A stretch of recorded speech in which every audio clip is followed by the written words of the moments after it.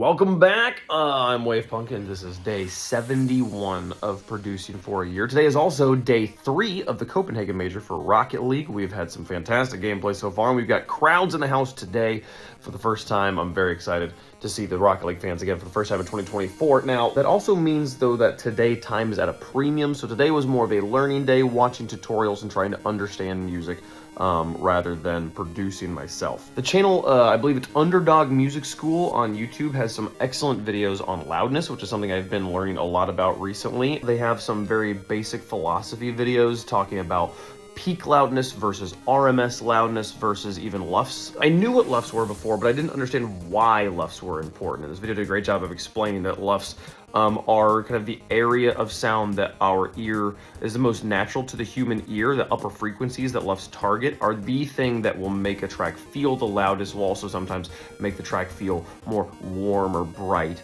And so that's why we use the upper frequency range as the strongest indicator of the loudness of a track. But also the videos did a great job explaining what dynamic range means in a production setting, not just in a musical setting, understanding what peak loudness versus RMS loudness is, and then kind of a refresher on why we use limiters and compressors to narrow the dynamic range of a track so that our ear hears the whole track as louder, which then tricks our brain into thinking it's brighter and warmer and better. One thing I learned was the relationship between compressors and expanders. I think I'd always thought about expanders kind of like a widener, because that was what the word most naturally meant to me, but no, an expander literally is just the opposite of a compressor. It's something that takes a sound with a narrow dynamic range and makes it into a large dynamic range. And these videos also, for the first time ever, explained, at least conceptually, the concept of upward compression, which is always what has made more sense to me. The fact that we want to make a track louder, we put a compressor or a limiter on it, a tool that philosophically is meant to make a track quieter, is meant to like make a track more narrow, to take the loud parts and push it down. Everything I'd ever known about was downward compression,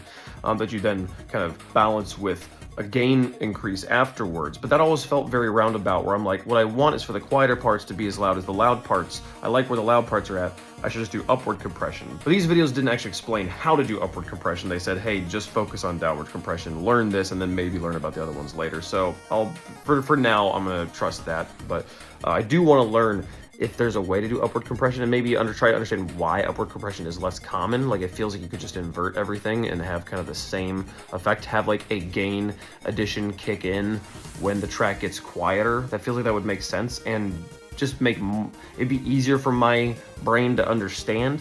So I don't know. I did also learn that in Ableton, at least on the level meters in the mixer section of the DAW, they actually show the peak and the RMS levels at the same time through the two different colors. I quickly pulled up Logic, only to discover that Logic doesn't do that. I was hopeful that I'd just like been like kind of not noticing that, and that that was the case. Any search I put in trying to see whether I could get Logic to just show me RMS by default did not come up with anything. They were all like, hey, use the plugin, use the level meter plugin. I'm like, no, I just want the default meter to show up, to show me the RMS information so I can start to like pay attention to that and like learn it. The one big question I still have after watching videos today was I still don't understand why when levels are peaking on the master, the sound doesn't get corrupted. Why does it still sound just fine? It even seems like I could just turn up the master even more and have it peak even more and it still would be just fine.